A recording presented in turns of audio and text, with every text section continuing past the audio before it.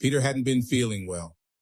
At 17, he had been plagued with medical and psychological issues. Sleep disorders took his nights away, and being socially crippled stole his days. Even at home, he was alone. With two brothers, both older than he, and a sister, even though his twin, the polar opposite to him. Nicole was his yang to his yin, a popular girl at school, cheerleader, fashionista, class president, and honors student.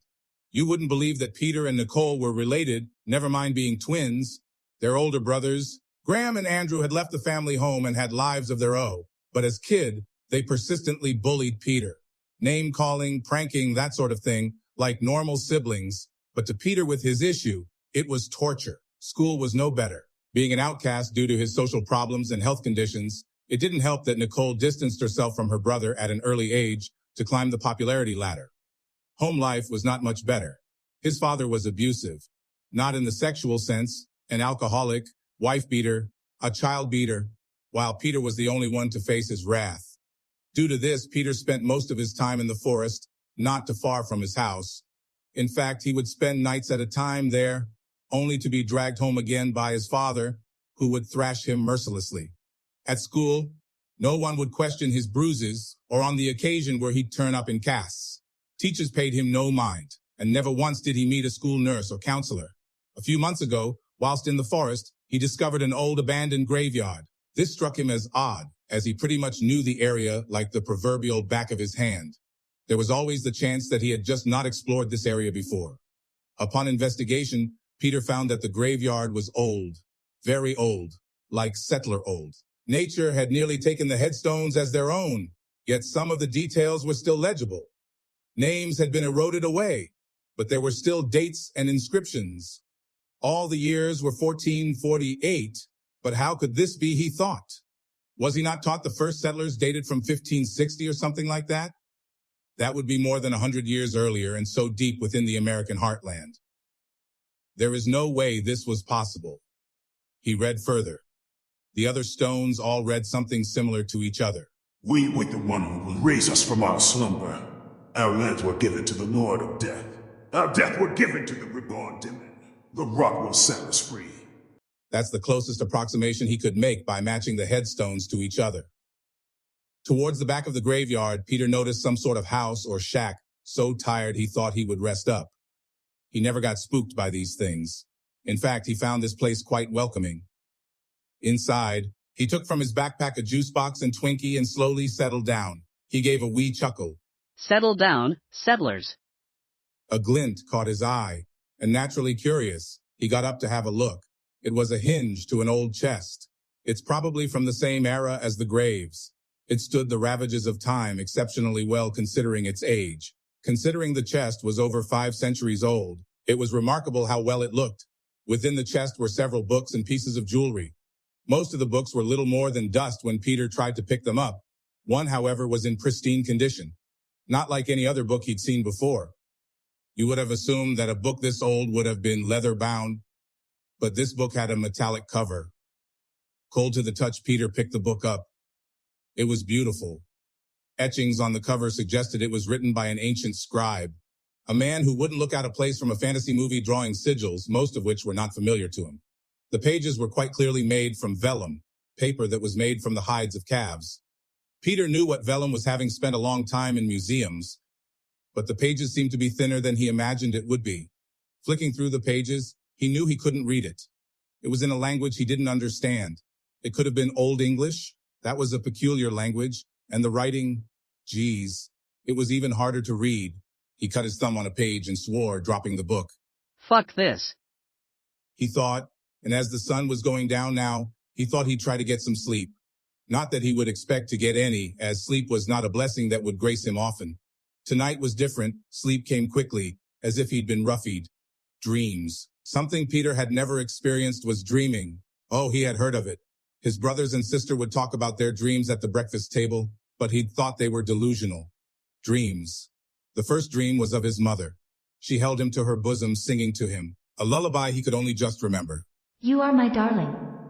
You are my blessing. You are my little one. I give you your name. Because you're my rock. That's why you're called Peter. Okay, The song was pretty poor, but it was his mom after all. There was love in her voice, a love he thought he would never feel again. Dream. The dream changed now to strange-looking people surrounding him, all wearing period costumes. Their faces were twisted, some had horns, and others had sharpened teeth. The scene was hellish, but there was a warm feeling of love as each person came up to him and touched his head. As they did so, they turned into vapor, and he breathed them in, as if it was the most natural thing to do. After the last person touched him, he woke with a start. He knew what had to be done. Peter picked up the ancient tome and headed to the edge of the graveyard. Carefully, he paced along a course he just knew was right. As he did so, he read from the book, and for some reason, he was able to read it. He didn't understand what was written, but he knew that he was the rock that this mother sang about, and the rock these impossible settlers had been waiting for. The pages of vellum were made of skin, their skin. By the time he had finished reading the book, he had paced out the perfect pentagram. Peter walked to the center, and once there, he ripped out a page one at a time. Loosing the page, it combusted and found its gravesake. The spirits wailed, as did the forest itself. Once finished, Peter headed back home with, for the very first time ever, a smile on his face. Eyes glowed with a sinister darkness. They would come to know him as the Devil's Rock. He had plans.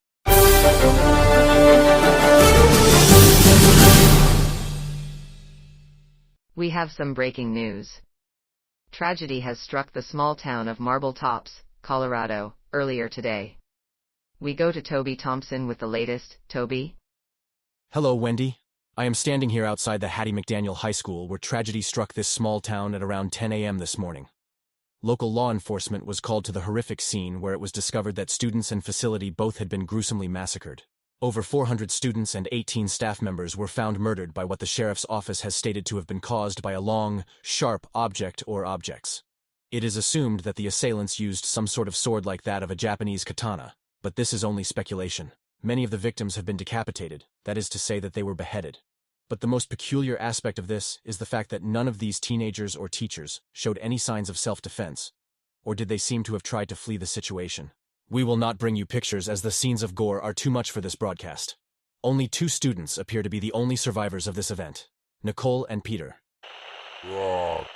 Both twins were not amongst the dead. Nicole is currently in hospital in a medically induced coma, as her wounds are still believed to be life-threatening. The whereabouts of Peter is still unknown. He is being searched for as to rule him out of the investigation. If anyone knows the location of Peter, please do not approach and to instead call your local police.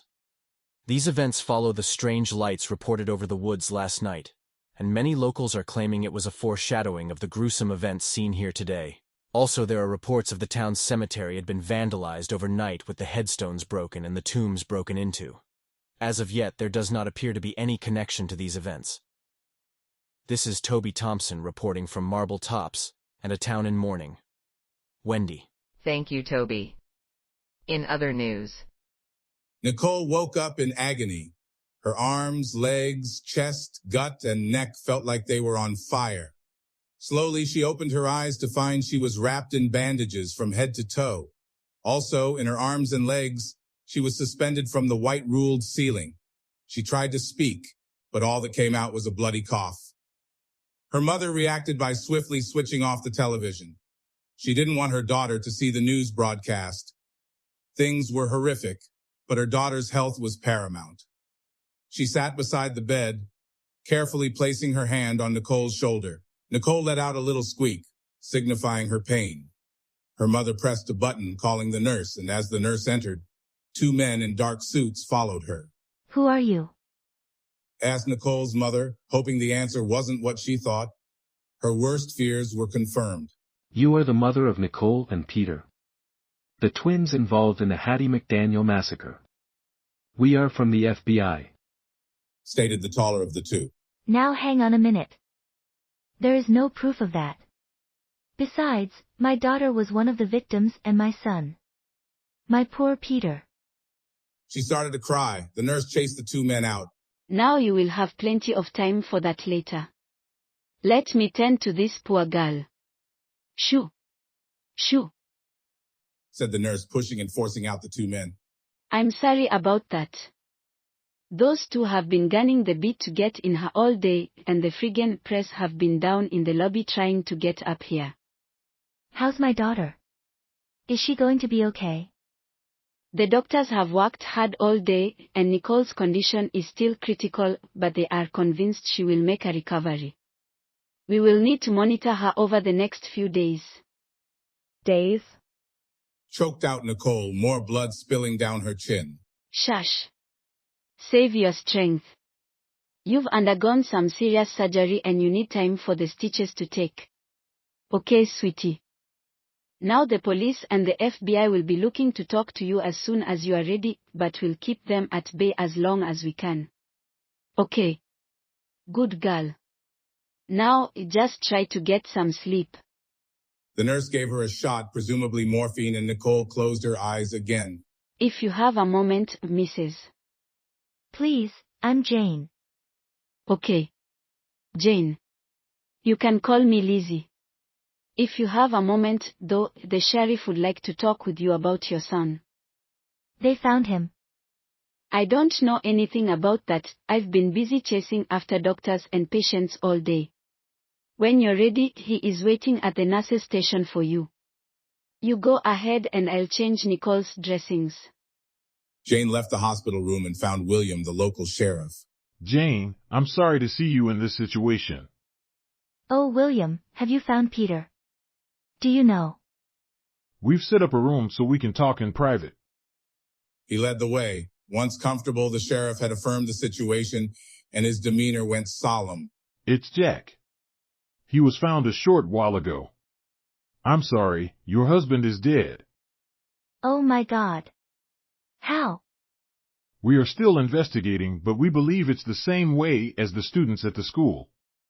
Jane burst into tears. William comforted her. He held her by each shoulder and sternly looked into her eyes. We believe it was Pete. He was broken off by the sound of screams coming down the corridor. Nicole. Screamed Jane, rushing out of the room and racing down to her daughter's room. She was not prepared for the scene that confronted her. Body parts were strewn around the room, arms and legs and organs everywhere, blood dripping from the walls. Used bandages littered the room along with remnants of a nurse's uniform. On the wall above the bed was written in blood, Devil's Rock. Jane vomited. She recognized her son's handwriting.